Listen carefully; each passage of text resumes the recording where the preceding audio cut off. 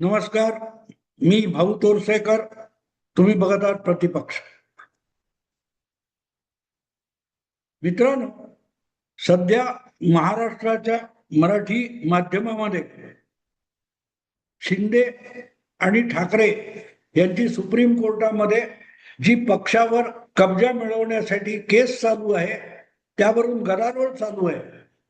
आणि त्यामध्ये एक विचित्र गोष्ट अशी आहे की यामध्ये उद्धव ठाकरे जितके खवळल्यासारखे बोलतात, उद्धव ठाकरे यांचे सवंगडी, वकील, समर्थक जितके तावातावाने बोलतात, त्याचा मागमूस सुद्धा तुम्हाला शिंदे कोर्टामध्ये दिसत नाही.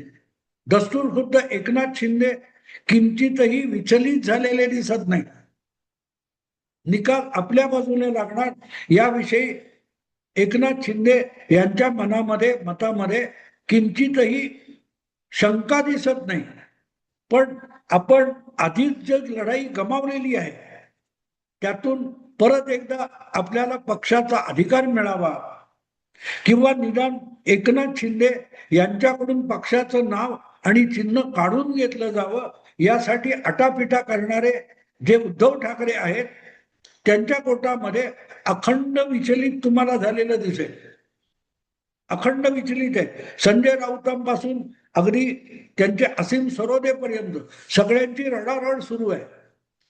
मग असा प्रश्न पडतो की इतका सगळा गदारोळ मीडियामधून चालू आहे की कुठल्याही क्षणी सुप्रीम कोर्टाचा निकाल आला की एकनाथ शिंदेकडून शिवसेना हे नाव जाणार आहे, त्यांचे लोक अपात्र ठरवले जाणार आहे, त्यांच्याकडून धनुष्यबाणे चिन्ह काढून घेतलं जाणार आहे. कदाचित एकनाथ शिंदे यांच्या पक्षाची मान्यता सुद्धा रद्द होणार आहे. इथपर्यंत सगळ्या बातम्या नको तितक्या रंगून रांगोळ्या काढून झाल्यानंतर सुद्धा एकनाथ शिंदे यांच्यासारखा नेता हा किंचितही विचलित का होत नाही, अस्वस्थ का होत नाही? अत्यंत निश्चिंत मनाने आपलं रोजचं राजकारण आणि आपल्या जबाबदाऱ्या एकनाथ शिंदे पार पाडताना दिसतात. हा काय विचित्र प्रकार आहे. एका बाजूला उद्धव ठाकरे जिंकणार म्हणून रोजच्या रोज बातम्या आल्यानंतर सुद्धा उद्धव ठाकरेंना त्याची शाश्वती वाटत नाहीये. त्यांच्या सकट त्यांचे नेते प्रवक्ते रोज त्यावर नको तितकी प्रक्षुब्ध अशी विधानं करतायत. पण एकनाथ शिंदेच्या कोर्टामध्ये मात्र नीरव शांतता आहे. या केस बद्दल खुद्द एकनाथ शिंदे किंवा त्यांच्या विविध लोकांचे जे नेते वगैरे आहेत, प्रवक्ते आहेत, त्यापैकी कोणीही सुप्रीम कोर्टातल्या सुनावणीवर चकार शब्द बोलत नाही. इतकी निश्चितता एकनाथ शिंदेकडे का आली आहे याचा विचार केला पाहिजे. आणि ही गोष्ट आजची नाहीये. एकनाथ शिंदे हे इतके निश्चिंत आहेत, जेव्हा ते गुवाहाटीला गेले होते, जेव्हा ते मुंबईतून उठून 20 जून 2022 सुरतला गेले, सुरतहून ते गुवाहाटीला गेले, गुवाहाटीहून ते गोव्याला आले, गोव्याहून ते मुंबईला आले, मुख्यमंत्री झाले वगैरे वगैरे. पण या सगळ्या कालखंडामध्ये जवळजवळ 4 वर्ष आता उलटून गेली, पण एक सेकंद सुद्धा सुप्रीम कोर्टावर अविश्वास दाखव, वकिलावर अविश्वास दाखव, निवडणूक आयोगावर अविश्वास दाखव किंवा सभापतीवर अविश्वास दाखव, कुठेही एकनाथ शिंदे किंवा त्यांच्या प्रवक्त्यांनी यापैकी कुठच्याही अधिकार पदावर अविश्वास दाखवलेला नाही की हे आमच्यावर अन्याय करतील. आणि उद्धव ठाकरे यापैकी एकाही व्यवस्थेवर अधिकार पदावर एकदाही विश्वास दाखवताना दिसले नाही. हा तोंड देखलं बोलायचे की आम्हाला न्याय मिळेल ही आमची अपेक्षा आहे, न्याय व्यवस्थेवर आमचा अजूनही विश्वास आहे, असं बोलायचं. आणि आडोशाने आपल्याच वर्तमानपत्रामध्ये किंवा आपल्या प्रवक्त्यांकडून सुप्रीम कोर्टापासून निवडणूक आयोगापर्यंत कोणावरही बेछूट आरोप करायचे, हा खेळ उद्धव ठाकरेंचा कायम चालू आहे. आणि याचं कारण असतं मित्रांनो, ही निश्चिंतता एकनाथ शिंदेकडे असण्याचं जसं कारण आहे, तसंच उद्धव ठाकरेंनी अस्वस्थ होणं याचं सुद्धा कारण आहे. आपण नियमानुसार वागलेलो नाही, आपण कायदा पायदळी तुडवलेला आहे, प्रत्येक नियमाचा आपण भंग केलेला आहे याची उद्धव ठाकरेंना खात्री आहे. पण आपण पक्षात असताना किंवा पक्षामध्ये बंड केल्यानंतर ज्या ज्या काही कृती केलेल्या असतील ती प्रत्येक कृती ही कायद्याच्या कचाट्यात सापडू नये यासाठी जाणकारांचं मार्गदर्शन घेऊन एकनाथ शिंदे यांनी प्रत्येक पाऊल टाकलेलं आहे, प्रत्येक पाऊल टाकलंय. आणि म्हणून गुवाहाटीत असो, गोव्यात असो, सुरतला असो किंवा महाराष्ट्रात परतल्यानंतर असो, एकदाही एकनाथ शिंदे हे विचलित झालेले दिसले नाही. ज्या वेळेला निवडणूक आयोगाकडे हा सगळा काय त्या सुनावण्या चालू होत्या, तेव्हा पण तुम्ही बघितले तर एकनाथ शिंदे निश्चिंत होते. सभापतींसमोर ज्या वेळेला हा विषय चर्चेला आला, आमदारांच्या पात्रतेचा अपात्रतेचा, सुप्रीम कोर्टाने एका ठराविक मुदतीमध्ये आमदारांच्या पात्रता अपात्रता या विषयाचा निकाल लावावा म्हणून सभापतींना आदेश दिला होता. तेव्हा सुद्धा तुम्ही बघितलं असेल तर एकनाथ शिंदे यांच्या चेहऱ्यावर एक सुरकुती हल्ली नव्हती. निवडणूक आयोगातले युक्तिवाद असोत, सुप्रीम कोर्टातले असोत किंवा आता 4 वर्षांनंतर परत एकदा तेच पुनर्विचारासाठी आलेला खटला असो, तुम्हाला एकदाही एकनाथ शिंदे हे विचलित झालेले दिसले नाही. याचं कारण असं की हे सगळं पुढे त्रांगडं होणार. पक्षांतर कायद्याच्या कचाट्यात येईल का? 10व्या परिशिष्टामध्ये पक्षामध्ये बंड झाल्यानंतर पुढची प्रक्रिया काय असते या संबंधी जे शेकडो नियम आहे, लहान मोठे कायदे आहेत, त्याचा कुठेही भंग झाला तर आपलं काय नुकसान होऊ शकतं याचा अभ्यास एकनाथ शिंदे यांनी केलेला होता. आणि नुसता केलेला नव्हता तर या विषयातले जे जे जाणकार आहेत, पक्षीय राजकारण, लोकप्रतिनिधित्व कायदा, देशाची घटना, पक्षांतर विरोधी कायदा, या सगळ्याच्या कचाट्यातून सुरक्षित कसं बाहेर पडायचं यासाठी या विषयातल्या जाणकारांचा सल्ला घेऊन एकनाथ शिंदेनी पहिलं पाऊल उचललं होतं. पहिलं पाऊल उचललं. 10 जून 2022 राज्यसभेसाठी मतदान झालं आणि 20 जून 2022 विधान परिषदेसाठी मतदान झालं. या दोनही मतदानाच्या वेळी एकनाथ शिंदे हे तिथे होते, शिवसेनेच्या गोटात होते. एवढं कशाला, ज्या दिवशी एकनाथ शिंदे उठले आणि आपल्या काही निवडक सहकार्यांना घेऊन सुरतला निघून गेले, त्याच्या 24 तास आधी शिवसेनेचा वर्धापन दिन होता. आणि त्या वर्धापन दिनासाठी जिथे सोहळा चालू होता त्या सोहळ्यामध्ये मंचावर शिवसेनेचा नेता म्हणून एकनाथ शिंदे बसलेले होते आणि पक्षप्रमुख म्हणून उद्धव ठाकरे सुद्धा बसले होते. तुम्हाला आठवतं, त्याच समारंभामध्ये वर्धापन दिन सोहळ्यामध्ये उद्धव ठाकरेंनी आपल्या पिताश्रींची म्हणजे शिवसेना प्रमुख बाळासाहेबांची एक आठवण सांगितली होती की माझे वडील मला सांगायचे की आईचं दूध विकणारा गद्दार आपल्यात असता कामा नये. आठवतं तुम्हाला? हे वक्तव्य त्याच समारंभातलं आहे. आणि त्यानंतर 24 तासात एकनाथ शिंदे यांनी निवडक शिवसेना आमदारांसकट मुंबई सोडली आणि सुरतेला गेले. पुढे 2 दिवसांनी गुवाहाटी वगैरे वगैरे वगैरे. पण या सगळ्या कालखंडामध्ये एकदाही विचलित होऊन चुकीचं पाऊल एकनाथ शिंदेनी उचललंय असं तुम्हाला दिसणार नाही.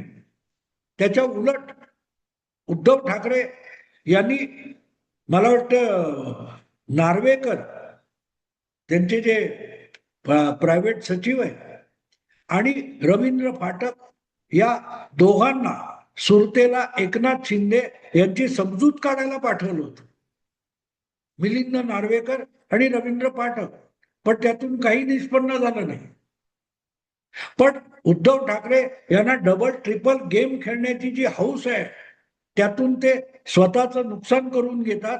याचा तो एक दाखला आहे की इकडे रवींद्र फाटक आणि मिलिंद नार्वेकर यांना समझोता करून समजूत घालायला पाठवायचं, आणि दुसरीकडे शिंदे यांच्या बरोबर गेलेले जे 16-17 आमदार आहेत त्यांना पक्षांतर कायद्याखाली अपात्र ठरवण्यासाठी त्याच वेळेला उद्धव ठाकरे यांच्या वतीने उपसभापती झिरवळ यांच्याकडे पत्र देण्यात आलं.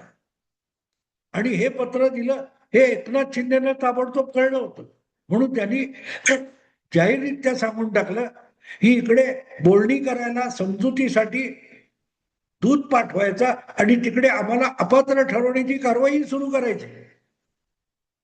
इतका दुटप्पीपणा करणाऱ्या नेत्याबरोबर आपल्याला राहायचं नाही, हे सुरतला असतानाच एकनाथ शिंदे यांनी जाहीरपणे सांगितलेलं होतं. हे मी मुद्दाम या सगळ्या गोष्टी आठवण करून देतो. आपल्याला आमदार म्हणून आपल्या सहकार्यांना अपात्र ठरवण्यासाठी उद्धव ठाकरेंनी पाऊल उचललंय हे एकनाथ शिंदेना माहिती होतं. आणि त्यामुळे मिलिंद नार्वेकर परत आले, पण रवींद्र पाठक हे उद्धव ठाकरेंचा दूत म्हणून गेले आणि तेही एकनाथ शिंदे बरोबर राहिले. त्यावेळेला दीपक केसरकर किंवा तुमचे उदय सामंत ही मंडळी उद्धव ठाकरेंबरोबर होती, पण ती पण हळूहळू करत उद्धव ठाकरेंची साथ सोडून गुवाहाटीला जाऊन पोहोचली. आणि या सगळ्या कालखंडामध्ये एक एक पाऊल कसं चुकीचं टाकावं याचा एक परिपाठ उद्धव ठाकरे यांनी तयार केला. पण त्याच्या तो जो झिरवळ नरहरी झिरवळ यांच्याकडे जो आमदारांना अपात्र करण्याचा अर्ज दिला होता त्याची काट सुद्धा एकनाथ शिंदे यांनी अगोदरच काढून ठेवली होती. म्हणून सभापती नसताना उपसभापती त्याच्या सगळ्या जबाबदाऱ्या पार पडतो, तर नरहरी झिरवळ यांच्याकडून अपात्रतेचा निर्णय मिळवण्यासाठी अर्ज केला. त्याच्या थोडा वेळ आधी एकनाथ शिंदे यांच्याकडून नरहरी झिरवळ यांच्यावर आपला विश्वास नाही म्हणून त्यांना त्या पदावरून हटवावं असा अर्ज ऑलरेडी विधिमंडळ सचिवालयाकडे आलेला होता. म्हणजे उद्धव ठाकरे काय काय डाव खेळू शकतील, काय काय लबाडी करू शकतील, कायद्याच्या कुठल्या कुठल्या उपकलमांचा वापर करतील याची जाण एकनाथ शिंदेना होती, पण उद्धव ठाकरेंना नव्हती. म्हणून उद्धव ठाकरे जो जो डाव खेळणार आहे तो डावपेच कसा असेल आणि त्याची काट काय असली पाहिजे याची तयारी खूप आधीपासून एकनाथ शिंदे यांनी केलेली होती. आणि त्याचं कारण आहे मित्र, त्याचं कारण आहे या विषयातले जे जाणकार आहेत आणि ज्यांनी आंतरराष्ट्रीय पातळीवर घटनात्मक विषय यावर सातत्याने बाजी मारलेली आहे, असे रोहटगी मुकुल रोहटगी किंवा जेठमलानी किंवा हरीश साळवे यासारखे नामवंत वकील यांचा सल्ला घेऊन त्यांच्या समोर आपली सगळी सत्य परिस्थिती कथन करून एकनाथ शिंदे यांनी आपली पुढची वाटचाल आधी आखलेली होती. उद्धव ठाकरेंनी अपात्रतेचा अर्ज झिरवळ यांच्याकडे दिल्यानंतर काय होऊ शकतं आणि ते देतील का हे आधी टाळून त्यासाठी झिरवळ यांनाच निर्णय घेण्यामध्ये अपात्र ठरवण्यापर्यंतची डावपेच हे एकनाथ शिंदेने आखून ठेवले होते. असे एकनाथ शिंदे यांना कोर्टामध्ये आणि कायद्याच्या कचाट्यात पकडून अडवायचं तर असीम सरोदे सारखे वकील तुमचे सल्लागार असून चालत नाहीत.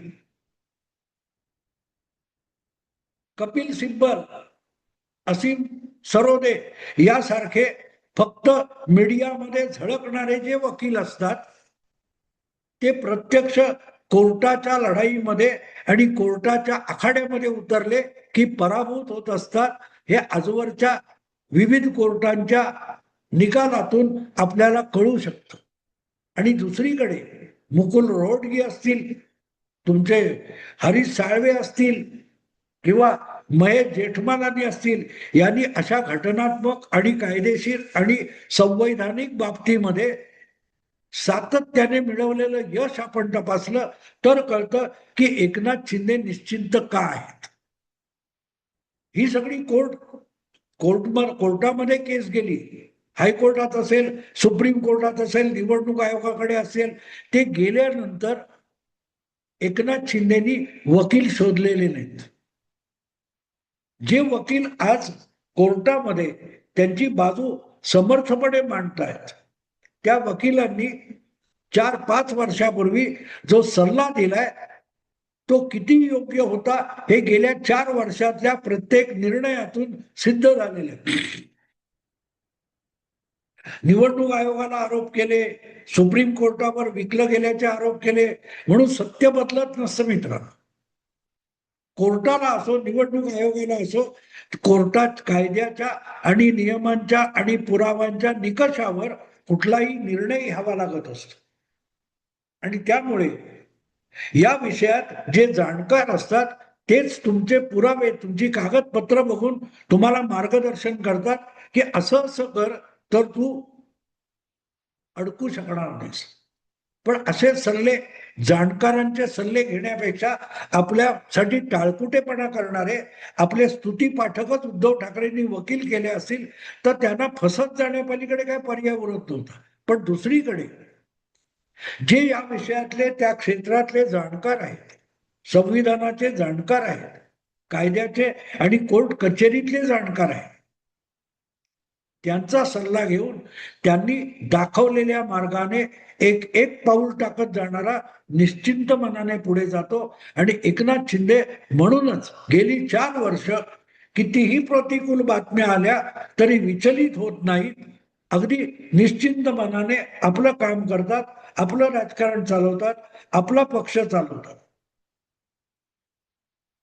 आजही सगळ्या मीडियामध्ये एकनाथ शिंदे रोजच्या रोज पक्ष गमावून बसलेले असतात, धनुष्यबाण गमावून बसलेले असतात, त्यांच्या पक्षाचं नाव गोठवलं जात असतं, पण एकनाथ शिंदे निश्चल आहेत, स्थिर आहेत.